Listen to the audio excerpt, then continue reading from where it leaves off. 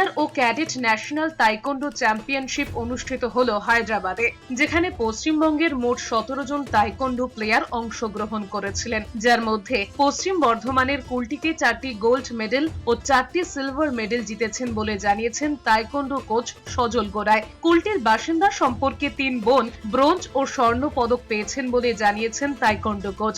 যমজ এই 3 বোন হলেন সঞ্জিতা চ্যাটার্জি, রঞ্জিতা চ্যাটার্জি ও সুপ্রিতা চ্যাটার্জি। এরা সম্পর্কে 3 যমজ বোন। তাইকোন্ডো ফেডারেশন অফ ইন্ডিয়ার তরফ থেকে সিনিয়র এবং ক্যাডেট ন্যাশনাল তাইকোন্ডো চ্যাম্পিয়নশিপের আয়োজন করা হয়।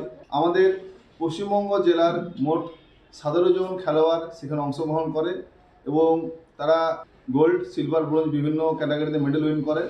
আমাদের পশ্চিম বর্ধমান জেলার কুলটি বিধানসভা অঞ্চলের মোট 4টে গোল্ড মেডেল, 4টে সিলভার মেডেল এবং 3টে ব্রোঞ্জ মেডেল আছে। পরিবার সূত্রে খবর, এই 3 বোন হায়দ্রাবাদে তাইকোন্ডো চ্যাম্পিয়নশিপে অংশগ্রহণ করে গোল্ড মেডেল ও ব্রোঞ্জ মেডেল পেয়েছেন।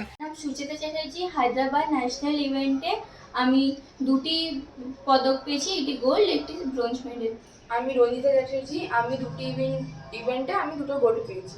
আমার নাম সুপ্রিতা চ্যাটার্জি, আমি একটি ইভেন্টে একটা স্বর্ণ পদক পেয়েছি। হায়দ্রাবাদে অনুষ্ঠিত তাইকোন্ডো ন্যাশনাল চ্যাম্পিয়নশিপে আমি রূপম চক্রবর্তী ব্রোঞ্জ মেডেল পেয়েছি। আমার নাম প্রীতম জানা, আমি সিলভার মেডেল পেয়েছি। আমার নাম ইন্দ্রনীল রুশ, আমি সিলভার মেডেল পেয়েছি। কুলটির এই 3 মেয়ের সাফল্যে খুশি কুলটির মানুষ। কৃতি এই 3 কন্যার বাবা পেশায় গৃহ শিক্ষক রূপম চ্যাটার্জি জানিয়েছেন, মেয়েদের সাফল্যের জন্য প্রচুর পরিশ্রম করে তাদের তাইকোন্ডো শেখাচ্ছেন। আমি সুচেতা, রঞ্জিতা আর সুপ্রিতা চ্যাটার্জির মা বলছি।